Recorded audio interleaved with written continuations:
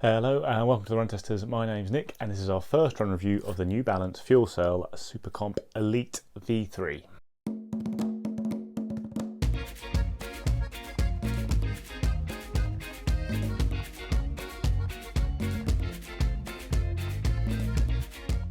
So the SC Elite V3 is the new top-of-the-line carbon racing shoe from New Balance. It replaces the RC Elite V2 in their roundup and now sits at the top of the SuperComp range ahead of the SuperComp Pacer, a short-distance carbon shoe, and the SuperComp Trainer, a massive stack carbon plate training shoe. This is the New York Marathon edition of the shoe, which is the only version of the SC Elite to be released this year. It's just come out. There'll be a full launch early next year. So the shoe costs £220 in the UK, $250 in the US, which is a little price rise on the RC Elite V2, which was £210 or $225. The weight is more or less exactly the same. In my UK size 9, the SC Elite 3 weighs 228 grams or 8 ounces, whereas the RC Elite 2 was slightly lower than that. It was like 223 grams, 7.9 ounces. The drop has changed a lot. So the stack heights of the shoes are meant to be the same, but the SC Elite V3 has a 4mm drop, whereas the RC Elite 2 had a 10mm drop. So the RC Elite V2 was, I think, a really great carbon racing shoe, but it had its reputation as being this very friendly, very comfortable, very squishy, comfortable carbon racing shoe. And I think with the SC Elite 3, New Balance are aiming to shed that a little bit and mark it out as a more aggressive, really racing focused shoe, and a little bit less friendly perhaps than the RC Elite V2. It's got the same kind of energy arc setup as the other shoes in the SuperComp range. So you've got this scooped carbon plate with a huge midsole cutout underneath and a very dramatic kind of rocker profile, all designed basically to absorb the energy from your foot strike as you land, kind of stabilize your foot and return as much energy as possible from the forefoot of the shoe. And then in the midsole, you've got two types of New Balance's Fuelcell foam. You've got a slightly firmer compound on top of the plate, above the kind of coloured strip here, and then a softer version of Fuelcell beneath it, which with the bottom layer of Fuelcell foam being similar in feel to the Fuelcell used on the RC Elite V2, and then yeah, a slightly firmer layer on top. Idea being to create a less squishy feel when you're landing in the shoe and kind of transfer energy from the heel to the forefoot and get you speeding on your way as quick as possible. I also think the plate is a little bit higher in the heel, which again creates a firmer, more stable feeling on landing if you're heel striking. You've got a mesh upper, which is pretty similar to the one on the RC Elite 2, and then a kind of stretchy tongue section, which is all made of one piece with the upper there. And then the outsole has got similar rubber setup to the SuperComp Trainer. You've got all the key impact areas are covered with what is a fairly decent layer of rubber there. Then you've got a little bit of rubber on the carbon plate there, which I guess can protect it if you land very heavily on your forefoot and the foam compresses a bit and you actually might impact the plate in that situation. But yeah, not a lot of rubber on the outsole. Obviously the idea is to keep weight down, but the key impact areas have been covered. So fit for me has been absolutely fine in my UK size 8. I will say it is definitely a narrow fitting shoe, so that is something to be wary of if you are looking at it.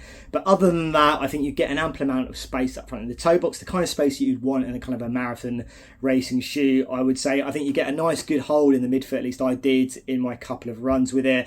And similarly, I think you get a nice kind of feel up at back here in the heel as well. My only little gripe really is I'm not a massive fan of these kind of sock-like tongues. And I think for me, I had to be a little bit considered about how I lace these shoes, and I got a little bit of pressing, particularly kind of on the sides up here on my foot. So I think from that point of view, I think just play around with the lacing. You might need to play around with the lacing to kind of get the optimal kind of fit with these shoes. As I said though, my UK size 8, I would go true to size. Just be wary of the fact that it is a narrow fitting shoe though. In terms of the fit of the shoe, it's really good in my normal size. Yeah, true to size. Like New Balance can be a bit aggressive in the sizing of their racing shoes in particular. They can be a bit too close in the toe box, but I've got pretty much the perfect amount of room here in the SuperComp Elite 3. So yeah, I was perfectly happy true to size. I'm slightly, small for my true to size. So, maybe if you're slightly large for your true to size, it might end up being a bit close, but yeah, I thought it was perfect in my normal size. The fit for the New Balance SC Elite V3 for me is true to size. I found it to be quite comfortable. It's quite a fitted shoe. It's a race shoe, so you don't want it to be too loose, but it does feel very secure, and I definitely go true to size. Good morning from sunny Stafford. I am down here at the Isabel Trail Park Run to give the New Balance SuperComp Elite version 3 a good run out. Did my first run in the shoe the other day, did a short mile rep session. We'll talk more about that later, but I want to come here and give them a slightly harder, longer, fast run test. Plan today is to try and be fairly sensible. Still recovering from kind of marathons and COVID and not really running all that well, and I don't want to overdo it basically. So it's a kind of a 2.5k out and back park run, hoping to try and take that first 2.5k out fairly controlled, nice and relaxed, turn around and run the second half a bit quicker. We'll just see though. I can't really judge anything right now about my running. It's all a bit unknown, but I'm sure it'll be fun, and I'm looking forward to running in the shoe again. Really enjoyed the first run in the shoe the other day, and I think it's going to be a pretty good one.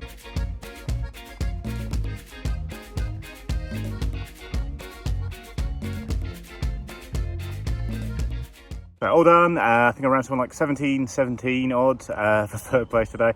Really loved it. Had an absolutely great time out there. So I was a bit nervous coming in today. Like every run I've been doing, my heart rate's been high. Everything's felt a bit wrong. And today it was quite sensible and it felt really nice. So I think I did the first K quite fast, then backed off and did like a progression 4K to finish with a fairly sharp last K to feel a bit more like myself again, which is nice.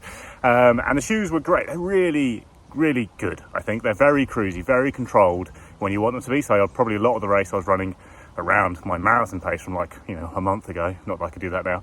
I just felt they just ticked over really nicely there. They feel very light and soft on the ground. Like, everyone complains about the Alphafly, that big noise it makes, clunk, clunk. These are like the opposite of that. I mean, I was on, nice, a little bit of trail and then some, slightly wet tarmac dampening the sound a bit. But yeah, they really feel like they just skip over the ground, and then there's loads of pace there when you want to turn it up a bit. I think they're, certainly more aggressive than the previous one. They just get you off your heel onto the forefoot so quickly if you're a heel striker like myself. And it just feels like that firmer section at the back just really helps with that. It just transitions you forward really quickly and you get a nice spring from the plate and the energy arc kind of rocker. They don't feel at all like a 4mm drop shoe. Like I felt this in the mile rep session as well I ran the other day. Like they feel like a hard drop shoe. Like I didn't look at the specs for doing that first run in the shoe. I just assumed they were 8 to 10, same as the first shoe. But no, they're 4mm. But the way the rocker is shaped, the really aggressive kind of toe spring you've got going on there, yeah, it does. If you're really concerned about them being low drop, then they don't feel like that. And if you really want them to be low drop, then well, they don't feel like that. Sorry. Yeah, I prefer slightly hard drop shoes, and these feel really good to me. Really nice roll through, big toe spring. The mile reps the other day, I didn't finish the last rep, but I still really enjoy the shoes. They're a lot more aggressive than the RC Elite 2, which were lovely, but a bit mushier at the heel in particular. So if you are coming in there, landing there like myself, getting that firmer landing and that speed transition through really does change the feel of the shoe to be more aggressive and more in line with shoes like the Vaporfly and the Saucony Endorphin Pro 3. So my first run in the SC Elite V3 was park run this morning at Preston Park in Brighton. Now, I've just got back from the US. I had Chicago Marathon a couple of weeks ago where I put quite a lot of effort into getting a new PB, and I've been drinking and eating a lot over the past 2 weeks. So I wasn't going for a PB at the park run today, but I did go all out and put quite a bit of effort into running in this shoe. My first impressions for the SC Elite V3 is that it's very good. It's a very promising shoe, and I really did enjoy running in it for that 5K. I wasn't a massive fan of the RC Elite V2 as a ratio. I actually quite enjoyed running in that shoe as sort of a general shoe, especially if I'm doing sort of daily training miles and I wanted something that could go a little bit faster. But I really didn't like it as a ratio. It just felt too soft for me, which is not something that I often say about shoes.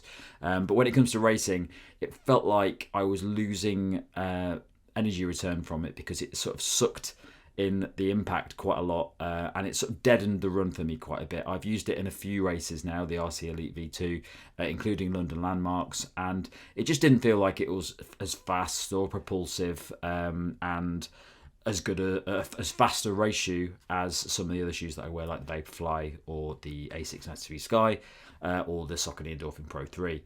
But this shoe is better for me. I found it to be far better at running faster in at 5k distance. I haven't tried any other distances yet, but it has a lot of similarities to the SuperComp trainer that I was testing quite a lot recently. That shoe is quite a nice shoe for running up to 15 to 20k in if you're doing training miles. It's not the fastest shoe out there for training. It's not a great tempo shoe, but it's a nice combination of cushioned training with performance benefits as well. So anything up to about 15-20k in the SuperComp trainer I found to be quite good, and I quite liked the energy arc technology that is in the SuperComp trainer.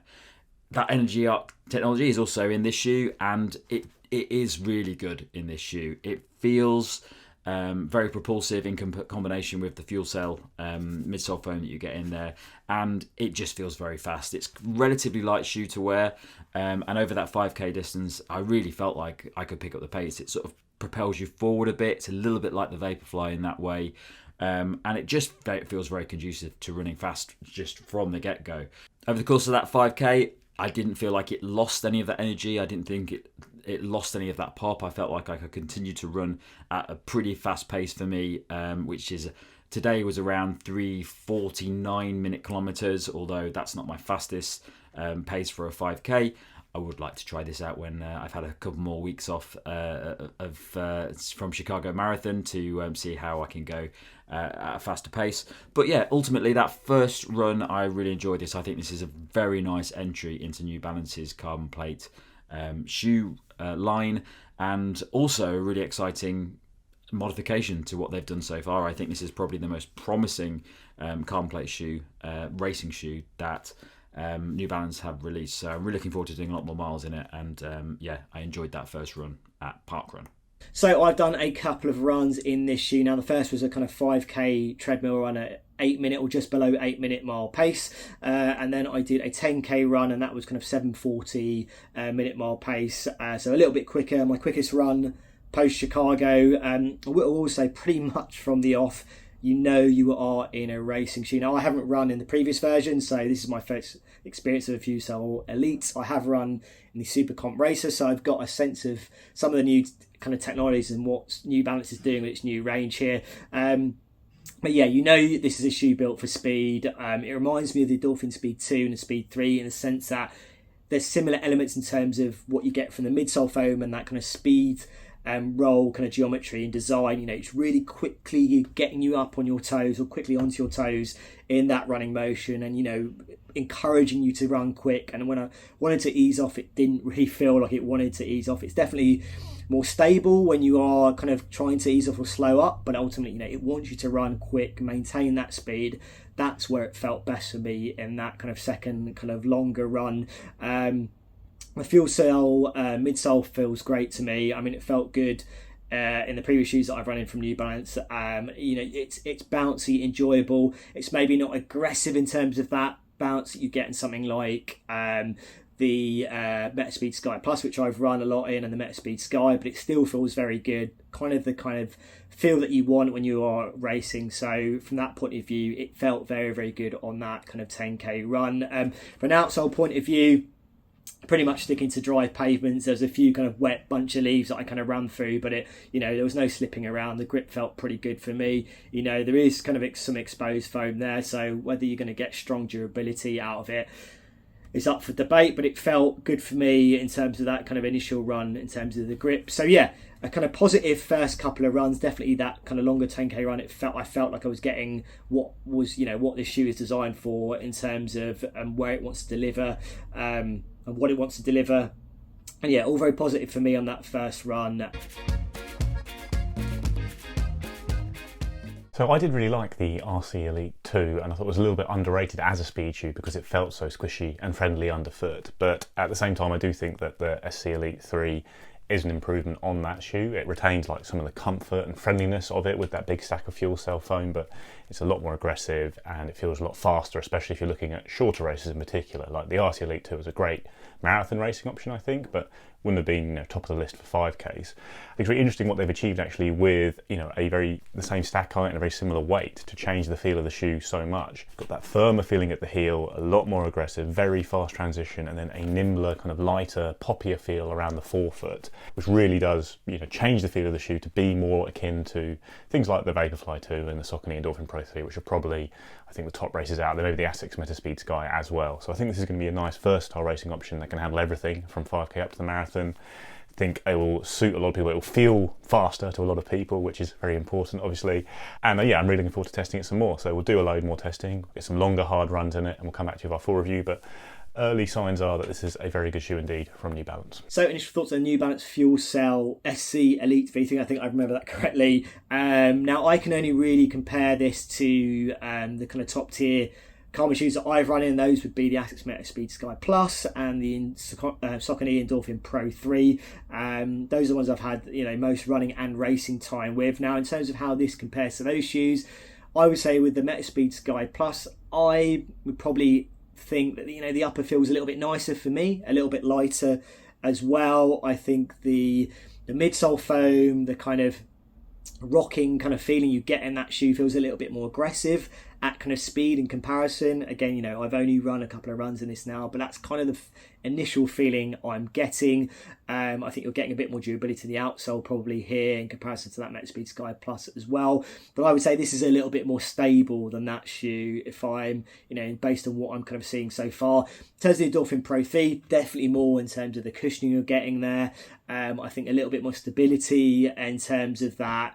Feeling if you have to slow things down, I think the Endorphin Pro 3 feels a bit better suited from that point of view in comparison.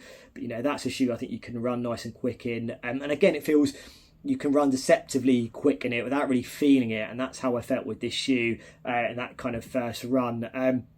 But it feels like a very good shoe. It feels like it is going to be built very nicely for that kind of marathon distance. It's going to give you that level of protection, but also give you that feeling that you want to run quick in it as well. So positive signs for me so far. I've enjoyed running with it in those couple of runs. Definitely want to see how it fares in those longer distance, whether it feels the same as it does at 10k as it does kind of 15, 20, 25k. That's where I think this shoe is really going to show what it's made of. So yeah, so far, so good. I'm definitely looking forward to running a bit more in it. My early verdict on this shoe is that it is a great shoe from that first run. I think it has a lot of promise. I think it feels like a fast shoe. I think it feels like a versatile shoe. And I think that it is probably the most exciting carbon plate shoe that New Balance has released, which is great news because there's so many other good carbon plate shoes coming out at the moment.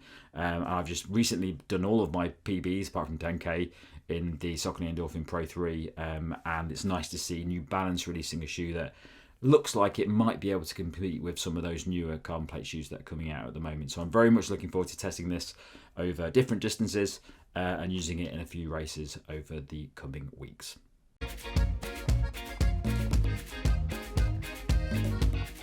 So that's it, guys. That's our first run take on the New Balance Fuelcell SuperComp Elite V3. Let us know what you think in the comments. Is this a carbon shoe that you're really excited about? Please do like and subscribe, ring the little bell, and we'll see you next time on the channel.